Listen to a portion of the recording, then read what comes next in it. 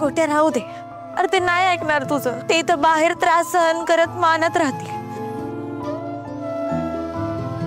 पण त्यांच्यामुळे दुसऱ्याला त्रास दिलेला त्यांना नाही सहन होणार गोट्या. अरे ते इथेच बरेत. उगा तुझ्या घरी जाऊन त्यांना अवघडल्यासारखं होईल. भावा त्यांना राहू दे इथं.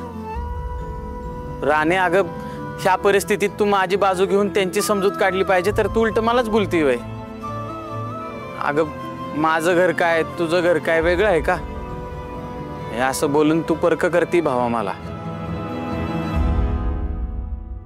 अरे गोट्या नाही बाबा, तसं काय बी नाही. तू काय बाय डोक्यात घेऊ नकोस. अरे त्यांना नाही जमायचं. बुवा, तुम्हाला गोट्याच्या घरी नाही जायचं, मग वस्तीतल्या दुसऱ्या कुणाच्या तरी घरी जा. माझ्या घरी चला. उठ चला. बुवा, ए राणी चल चल चल चल. मावशी चल उठ. अरे रतन, ह्या वस्तीतल्या सगळ्या घराची दारं आमच्यासाठी उघडीत हे माहितीये मला. अरे माझ्या राणीनं माणसंच तशी जोडलेली आहेत. अरे मी कुणाच्या पण घरात जाऊन राहिलो ना, तर दुसरी खोली मिळूस तर ते आम्हाला तिथंच राहून देतील, हसत खेळत खायला घालतील. आणि हेच नकोय बघ मला. अरे हे माझ्या तत्वात नाही बसत. गोट्या, रतन, तुम्हाला काही ह्यांचा स्वभाव माहिती नाही वैर. मोडन पण वाकणार नाही. तुम्ही नका आग्रह करू आम्हाला, आम्ही नाही येच. आपली राणी आपला भाऊ पण तसाच आहे. अख्ख्या वस्तीची जान आहे ती. अहो सुरेखाताई, तुम्ही तरी चला की. असं बाई माणसानं बाहेर राहणं चांगलं नाही हो. आम्हाला तरी ते बघवतंय का? एक रात्र तरी काढा की आमच्याकडं. अगं प्रिया, बघतेस ना ह्यांना किती लागलंय. ही यायला नाही म्हणतात आणि यांना इथं ठेवून येऊ ग तुझ्या घरी. अगं माझा जीव तरी लागल का? मी नाही यायची. तू जा तुझ्या घरी. राणे, अगं तुम्ही एवढं करता आमच्यासाठी, आम्हाला काहीतरी करायची संधी द्या. चला बघू बरं. रतन, ते येत नाहीत ना आपल्याकडे, मग आपण सगळी मिळून इथं त्यांच्या बरोबर झोपू आज. अरे जा, तू अंथरून घेऊन ये. आपण सगळे आता इथं झोपू. ही बेस्ट आहे. अरे गोट्या, काय करताय तुम्ही? तुम्ही आहे राणे, आजपर्यंत आता आम्ही तुझं सगळं ऐकलं. आता तू आमचं ऐक.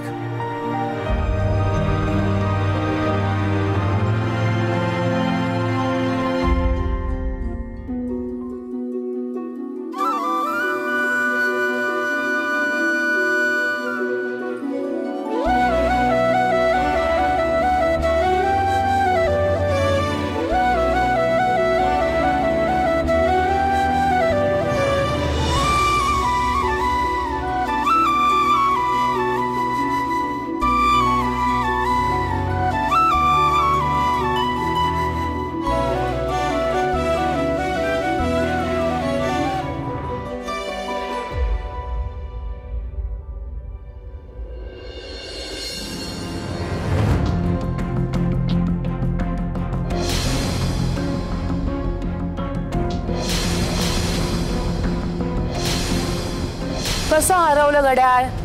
राणी आली होती आमच्यासोबत. मी तिच्याकडे दिलं होतं, तिच्याकडून हरवलं. हो मला ती काय हो. हा, लक्ष कुठे तुमचं? कसला विचार करताय एवढा? त्या आगाऊ मुलीचा.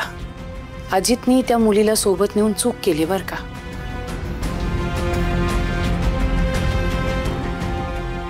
मी अजूनही त्याच गोष्टीचा विचार करते. आणि तुम्ही फक्त त्या मुलीचा विचार नाही करते, तिच्याबद्दलचा राग तुमच्या चेहऱ्यावरती दिसतोय. विसरून जा. अहो, तुमच्या या देखण्या चेहऱ्यावरती राग शोभून दिसत नाही. तुमचं सौंदर्य जेव्हा तुम्ही दिलखुलास हसता ना, तेव्हा बोलतं. तुम्हाला आठवतंय तुम्ही कितीही विषय बदलण्याचा प्रयत्न केलात तरी त्या मुलीविषयी माझ्या मनात असलेला राग तीळ मात्रही कमी होणार नाहीये.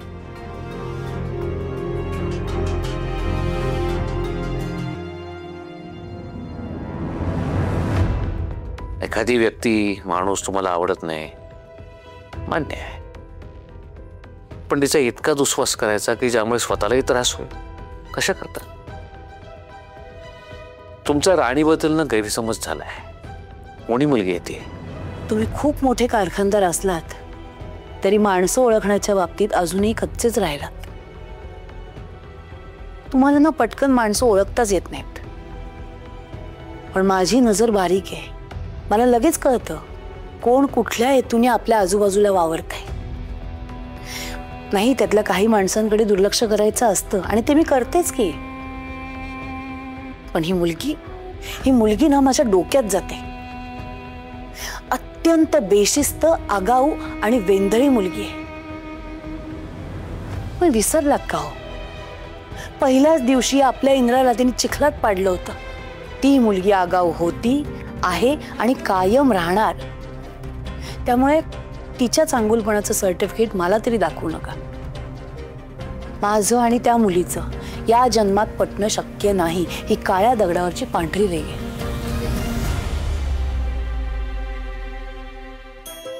तुमचं असं म्हणणं आहे की मला माणसं ओळखता येत नाहीत.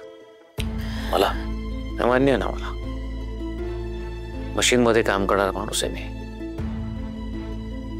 कामगार ते मालक हा एवढा प्रवास केलाय मी. मला माणसं ओळखता येत नसते.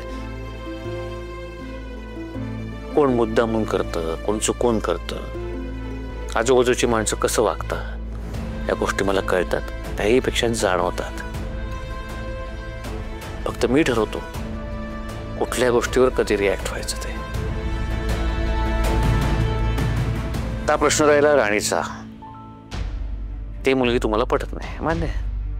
पण दिवसेंदिवस तिच्या बद्दलचा राग वाढतच चाललाय आणि तुमच्या डोळ्यात मला एक अनामिक भीती दिसायला लागली. या व्यतिरिक्तही काही घडलंय का अजून? मारिकांच्या सुनाच्या आतनं देवीची वटी भरली गेली. किती सुंदर आणि अस्थेटिक हात उमटले ताईचे. लग्नानंतर नवरीचा हात उमटवतात ना, एक्झॅक्ट तसे. मला वाटतं खूप उशीर झालाय, झोपायला हवा. Good night. तुम्ही कितीही विषय टाळलात तरी मनातलं वादळ शांत होणार नाही. बोला माझ्याशी, व्यक्त व्हा. त्या मुलीची जेवढी किंमत आहे त्याहीपेक्षा जास्त बोललोय आपण तिच्यावर. त्यामुळे आता थांबूया. झोपा तुम्ही.